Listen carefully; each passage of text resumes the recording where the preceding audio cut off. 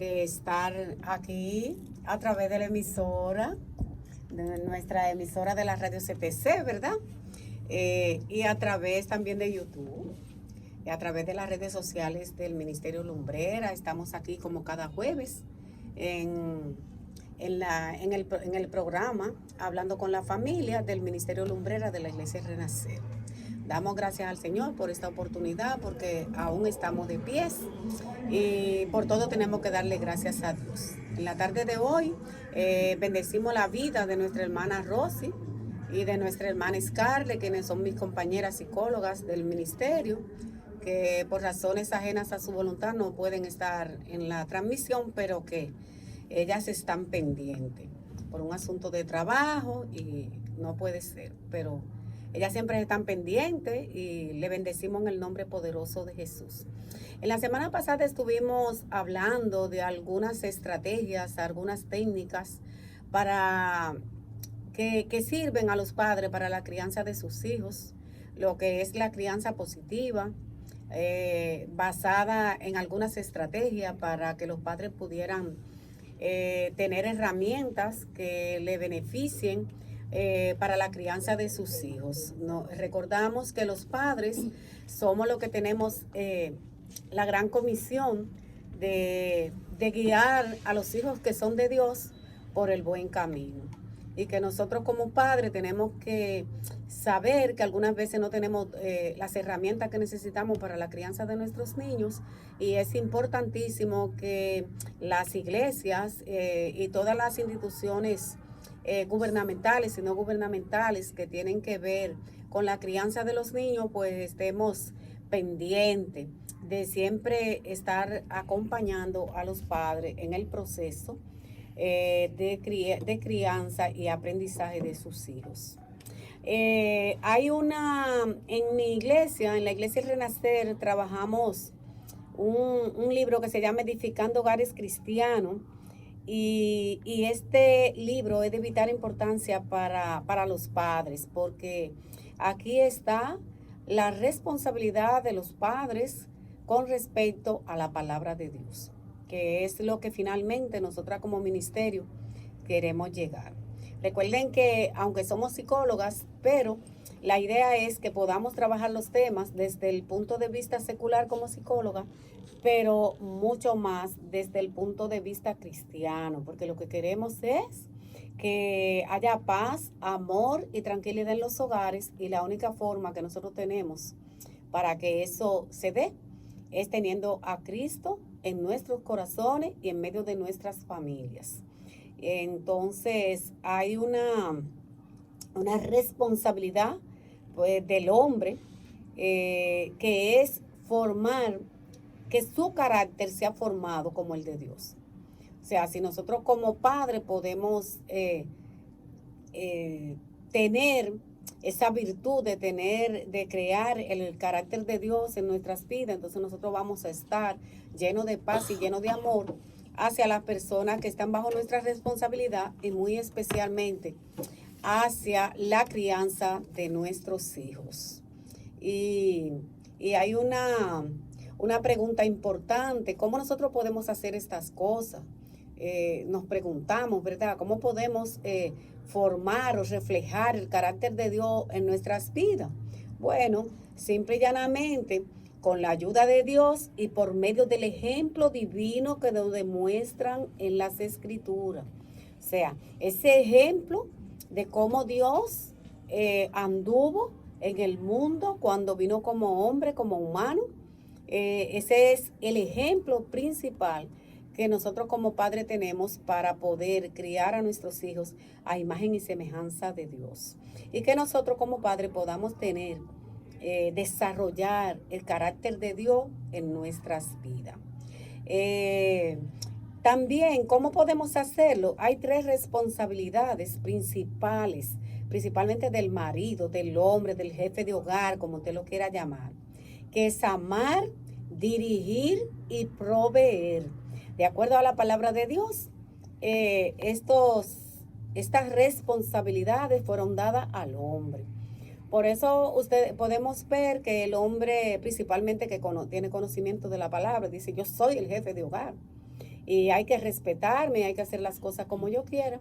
Pero recuérdense que toda esta responsabilidad que Dios le dejó al hombre, se la dejó basada en el amor.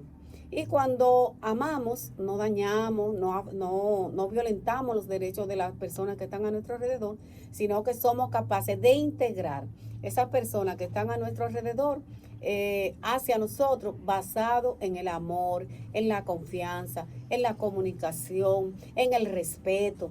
Porque si no hay respeto en la relación de pareja, si el hombre no respeta a la esposa, si la esposa no respeta al hombre, entonces no hay respeto en la relación y tampoco va a haber respeto hacia los hijos, hacia las niñas y los niños, hacia cualquier persona que tengamos en el hogar. Entonces, amar con respeto, eso es lo que Dios quiere, que nosotros podamos unir el amor y el respeto hacia la persona amada, hacia la persona que hemos decidido, que Dios ha decidido que sea nuestra ayuda idónea. Entonces decimos, está bien, eso es en el pueblo de Dios, pero ¿y en las personas que son inconversos, qué podemos hacer? Entonces, precisamente le vamos a dar las estrategias que ustedes necesitan para que puedan fomentar el amor en sus hogares, en su familia, en su casa. La palabra de Dios dice que dejará al hombre su padre y su madre y se unirá a una sola persona y serán una sola carne. Y entonces cuando nos dice esto, la palabra de Dios, ¿qué es lo que nos está diciendo? Que si a la otra carne, a la otra persona que es parte de nuestra carne, sangre de nuestra sangre, le duele algo, lo lógico es que a nosotros también nos duela. Entonces, cuando a nosotros nos duele algo, nosotros tratamos de ese algo que nos duele a nosotros, no hacérselo a la persona amada, a la persona que está a nuestro alrededor, a la persona que ha sido llamada para ser ayuda idónea, en el caso de nosotras las mujeres. Y por esa razón, entonces nosotros podemos decir que aunque usted no sea inconverso, aunque usted no sea cristiano, usted puede cultivar el amor en su familia y en su pareja. Pero una de las cosas más importantes que nosotros podemos hacer es estar siempre conectado con Dios. A través de la oración, a través de la obediencia, a través de nuestra responsabilidad, a través de nuestra forma de ser, a través de nuestra forma de actuar con las demás personas. Nosotros vamos cultivando el amor. Recordamos que el amor es como una matita que usted tiene en su casa, que si usted la descuida y la matita se seca, porque no hay forma de que ella pueda prosperar sola. Nosotros debemos estar cultivando la tierra, moviéndola, echándole su poquito de agua, abonando esa tierra. Si hay alguna hojita que ya se ha mareado, que ya está seca, podando esa matita, tratándola con amor, hablándole a la mata, le hablamos. Entonces, cuando nosotros somos capaces de hacer eso con una matita, pues imagínense con la ayuda idónea, con nuestra pareja, con la persona que está ahí a nuestro lado en las buenas y en las malas. Entonces debemos cultivar ese amor a diario.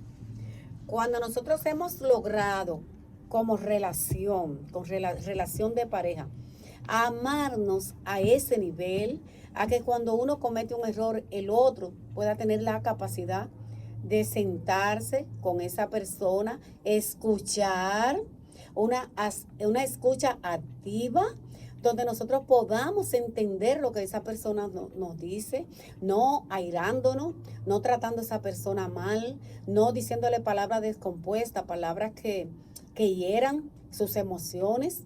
Entonces nosotros podemos entender a la persona que nos está hablando.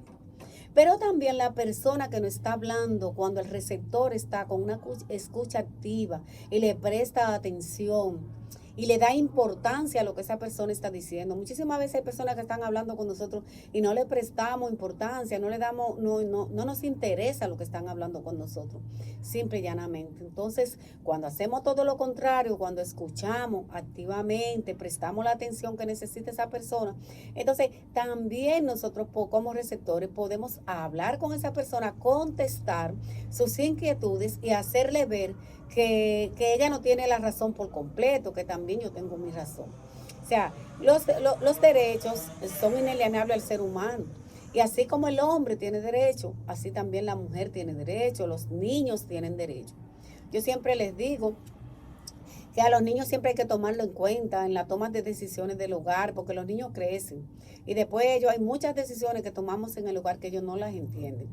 Entonces, algunas veces, hasta si va a haber una separación física de la pareja, los niños, por pequeños que sean, hay que sentarlos y hablar con ellos. Papá y mamá van a estar un tiempo, papá aquí, mamá en tal sitio, pero tú siempre vas a ser nuestro niño, siempre voy a estar aquí para ti. O sea, tratar de que ese niño, de cierta forma, es un golpe duro, sabemos que algunas veces no lo toman como nosotros quisiéramos que lo tomen, pero algunas veces para que una relación de pareja para que una pareja esté junta y esté bajo una presión de violencia todo el tiempo, de malos tratos, de pleitos, de contienda, en presencia de los niños, muchas veces es mejor que esas personas, esa pareja se den un tiempo, que analicen y piensen lo que ha sido su relación hasta el momento. Si deciden cambiar, si deciden buscar ayuda, entonces también es posible que esto se pueda dar en mejores términos. Entonces, Dios vio la necesidad y la desnudez de Jerusalén, y también ahí pudo decir, no, pero es necesario que el amor llegue a la vida del ser humano para que podamos entonces proveer a las personas que están a nuestro alrededor, pero también nosotros mismos. Cuando nosotros amamos, nosotros sabemos que el amor empieza por mí. Si yo me amo yo soy una persona que yo tengo que estar pendiente de mis necesidades como ser humano, pero también de mis necesidades emocionales. Yo no puedo sanar a otra persona si yo estoy enfermo. Entonces hay que sanando a otras personas. Entonces, la herida que yo tengo, yo no quiero que sea causada a una persona que yo quiero, o a una persona que está a mi alrededor, o a uno de mis hijos. Entonces, si ya yo tengo esa herida, no ha cicatrizado por completo, ¿qué yo tengo que hacer? Tratar de sanar mi herida y ayudar a que otras personas no caigan en lo mismo que yo caí y no tengan luego que sufrir, sanando heridas que son internas, que son difíciles de cicatrizar. Entonces, cuando un hombre le dice una palabra descompuesta a su esposa, la trata mal o trata de que su estima baje, entonces también está causando heridas graves dentro de ese cuerpo, de esa mujer, de ese corazón, y eso va dañando sus emociones. Algunas veces vemos manifestaciones, por ejemplo, en el caso de los niños, en los centros educativos, en las iglesias, donde quiera que ellos están, porque ellos simple y llanamente están llamando la atención de las personas para que entiendan que él se está sintiendo mal. Algunas veces cuando los padres estamos inmersos en una situación tan difícil y que no encontramos salida, entonces mucho menos vamos a tener la salida para explicarle a nuestros hijos de lo que está pasando. Unas veces hay parejas, hay mujeres que cuando el hombre la agrede, ya sea física o verbalmente o psicológicamente o económicamente o patrimonial, esa violencia ellas las multiplican hacia los niños y las niñas, o sea, se la quitan con ellos. Dice, bueno, tu papá, tú me agrediste a mí, yo voy a agredir a los niños, que son tus hijos y a ti te va a doler. Entonces, fíjense cómo nosotros inconscientemente estamos haciendo un daño irreversible a nuestros hijos. ¿Por qué irreversible? Porque cuando criamos los niños bajo esa situación de violencia, entonces nosotros vamos a ver cómo nuestros hijos van a replicar esa violencia. Siempre recordamos que la violencia es una conducta aprendida, que los niños, así como el carácter, que es aprendida del medio donde estamos, entonces también la violencia es aprendida. Y nosotros, ¿qué van a hacer los niños? Lo que vean que papá hace. Pero ¿qué van a hacer las niñas? Lo que mamá le aguanta a papá. Entonces, en vez de nosotros bajar los índices de violencia, y yo no estoy hablando de la vida secular, también en la vida cristiana, hay muchísimas situaciones en las relaciones de pareja que están afectando grandemente la crianza de sus niños. Y cuando nosotros no criamos nuestros niños en el amor de Dios y por el camino correcto, dice la palabra de Dios que instruye al niño en su camino. Y aún después de viejo no se apartará de él. Imagínense que a un cristiano el hijo se le aparta de los pies del Señor. Se apartan, claro. Eso es normal. O sea, no es una cosa tampoco que tiene que ser así. Pero sin embargo, el niño tiene conocimiento de Dios. Tiene conocimiento de la palabra. Sabe que su papá y su mamá lo instruyeron por el buen camino. Entonces, ¿qué va a pasar con ese niño, con esa niña? Que cuando se vea en el otro camino, con todas las situaciones, con todas las necesidades que pasa una persona en la vida secular, entonces va a decir, no, pero donde mi papá y mi mamá me criaron teniendo ese temor de Dios y sabiendo cómo es que son las cosas mal hechas y cuáles son las cosas que están bien hechas, y pueden retornar al camino. Y papá y mamá habrán cumplido con esa encomienda que le dejó Dios. Pero imagínense que papá y mamá no se preocupen nunca porque sus hijos tengan temor de Dios o porque ellos conozcan la palabra de Dios. Entonces va a haber un momento que el mismo Dios, el mismo Padre, va a tener que pedirle cuenta a los padres sobre por qué no cumplió con un rol establecido, claramente establecido en la palabra.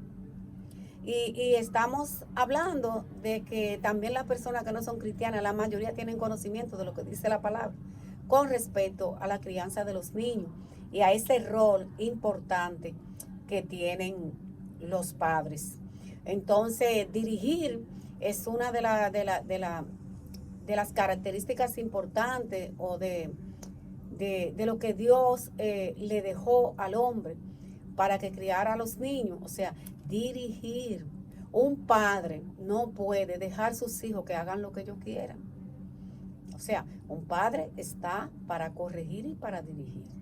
Entonces, yo no estoy hablando de maltrato. Maltratar a un niño ya eso es otra cosa. Estamos hablando de dirigir, de direccionar. Pero ¿cómo nosotros vamos a dirigir a un niño? Vamos a decirle las cosas que son correctas y nosotros como seres humanos y como grandes, como adultos, como padres, vamos a hacer todo lo contrario. Porque no es nada más criar a los niños diciéndole las cosas que son malas. Es usted como padre dándole el ejemplo de cómo se hacen las cosas de manera correcta, como tal, como Dios nos ha mandado. Entonces, esa palabra de dirigir, hay muchísimas personas que entienden que dirigir es que el niño o la niña tiene que hacer lo que papá diga y nada más.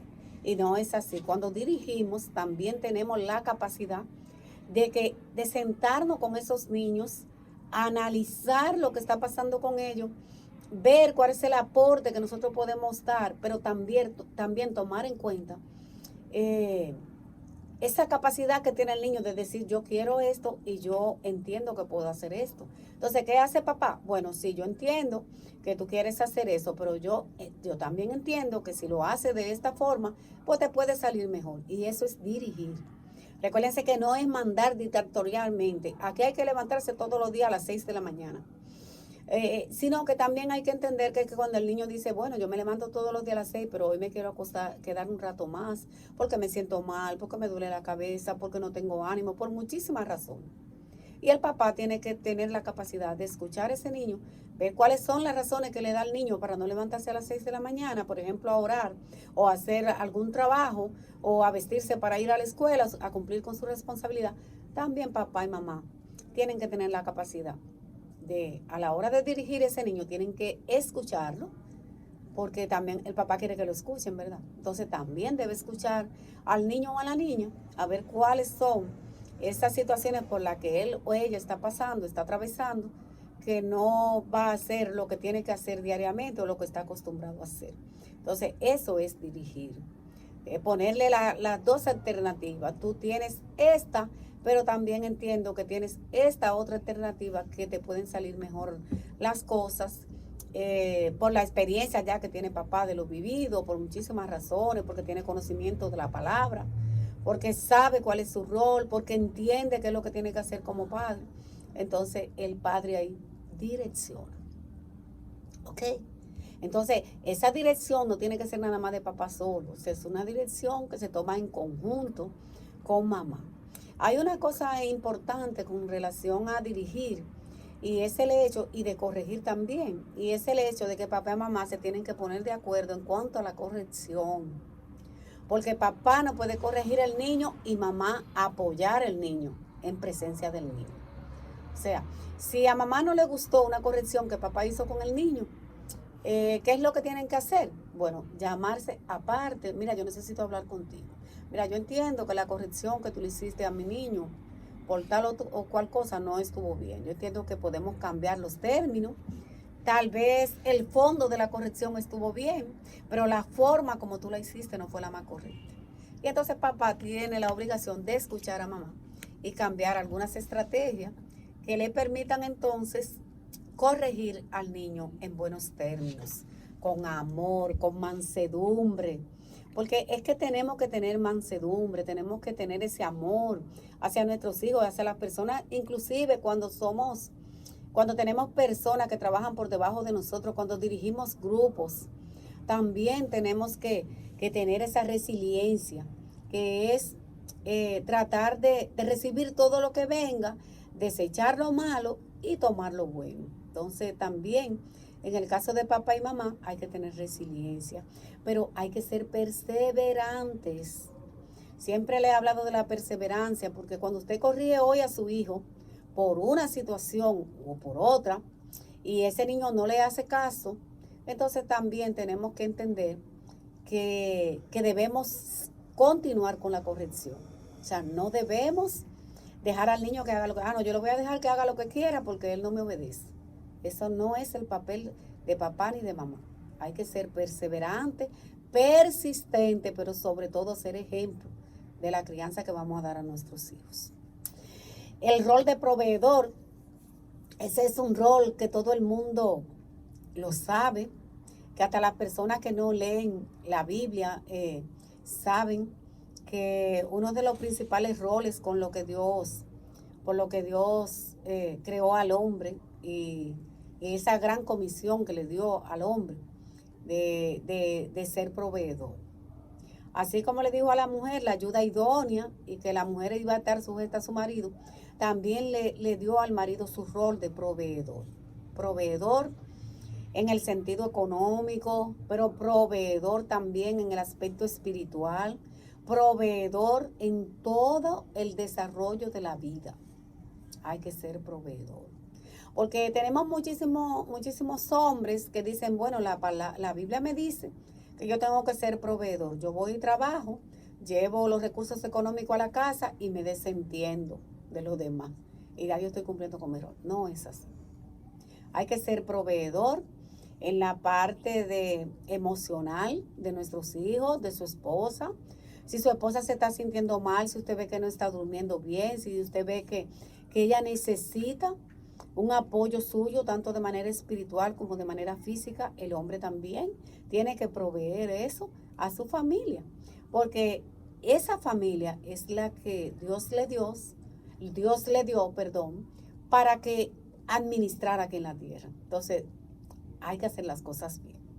Entonces, proveedor en todo el sentido de la palabra, en el sentido económico también. Estamos viviendo tiempos difíciles, tiempos diferentes. Algunas veces el hombre no está trabajando y se entiende. Y si la mujer está trabajando, también la mujer lleva los recursos económicos a la casa. Pero el hombre también colabora con la mujer. Y no colaborando con ella, sino que es su obligación. De acuerdo a la palabra, es una obligación.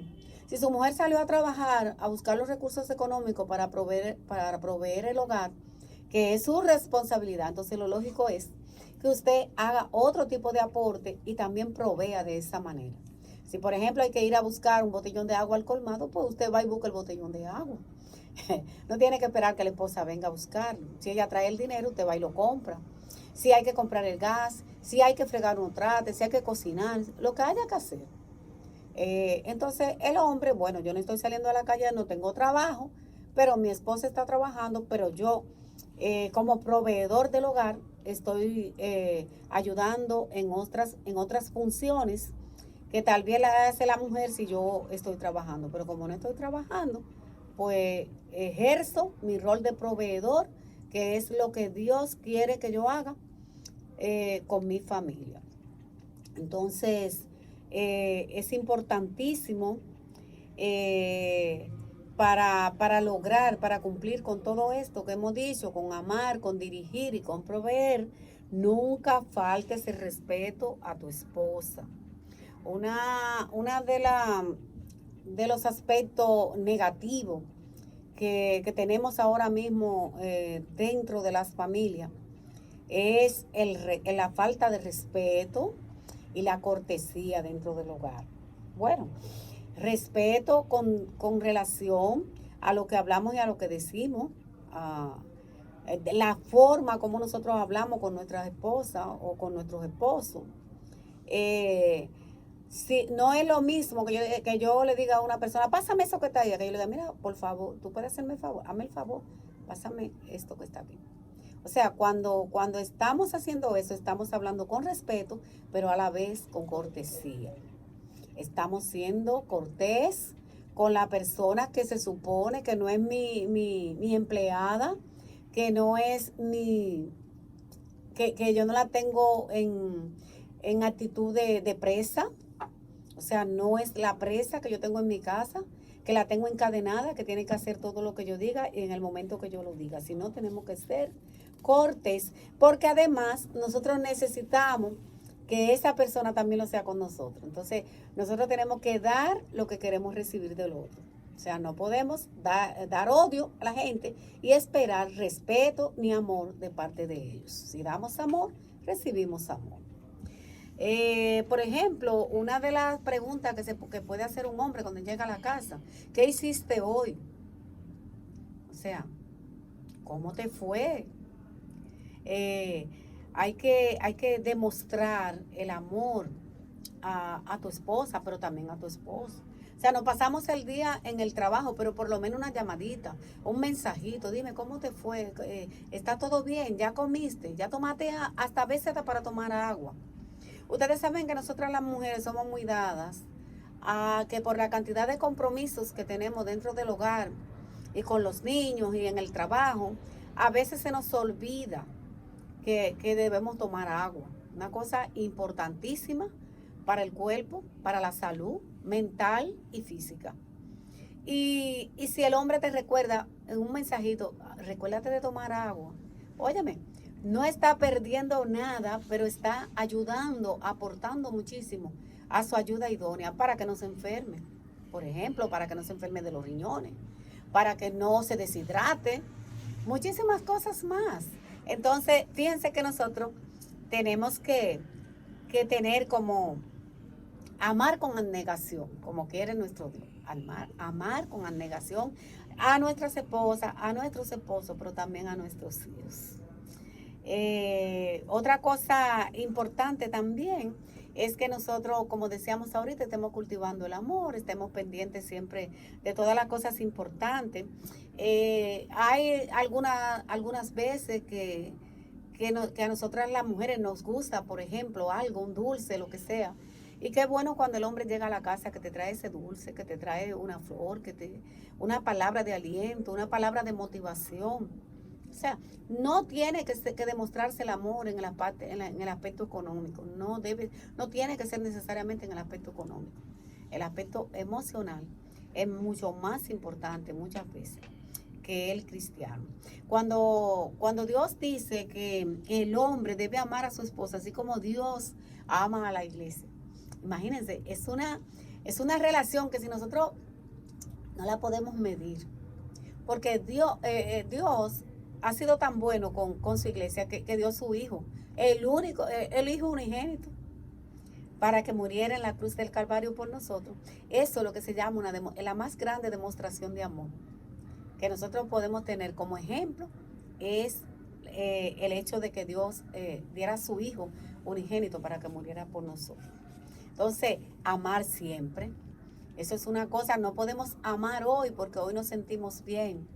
Tenemos que amar siempre, en todo momento, cuando está la dificultad, cuando, cuando no hay dinero, cuando está la enfermedad, cuando están las situaciones incómodas, las discusiones, debemos amar. Y cuando nosotros necesitamos discutir un aspecto importante de la pareja, nosotros también lo tenemos que hacer a través del amor, con palabras, de las palabras mansas, ¿verdad? Que cortan la ira y hacen que el que esté airado se ponga, ¿verdad?, de buen humor. Entonces, estas cosas son importantes. Eh, el rechazo es una cosa que algunas veces las personas decimos, no, pero yo no rechazo a mi esposa, yo no rechazo a mi esposo, pero a veces con nuestra forma de ser, con nuestra forma de actuar, a veces no le permitimos a la mujer ni siquiera que hable. Tú no tienes derecho a la palabra, tú no puedes hablar, eso es un rechazo. Un rechazo en la parte emocional, un rechazo en la parte espiritual, un rechazo en la parte física. Entonces, el marido debe de tener eso bien pendiente. Algunas veces se rechaza sin uno darse cuenta. El solo hecho de tú no tomar en cuenta una decisión, a la hora de tomar una decisión, el punto de vista de tu esposa o de tu esposo, eso es un rechazo. Es un rechazo como ser humano, es un rechazo como persona que vive contigo, es un rechazo porque cuando vienen las consecuencias de esa toma de decisión, todo el mundo la sufre. Entonces, si vamos a sufrir todos la consecuencia de una decisión, lo lógico es, cuando vayamos a tomar la decisión, entonces que tomemos en cuenta a todos y cada uno de los miembros de la familia. Dios en la palabra nos dice muchísimas citas bíblicas, cómo nosotros debemos tratarnos, cómo nosotros debemos dirigirnos, cómo nosotros debemos comportarnos como cristianos. Entonces, también a las personas, muchísimas personas que no son cristianos y escuchan este tipo de aportes para el buen funcionamiento de su familia, también lo hacen.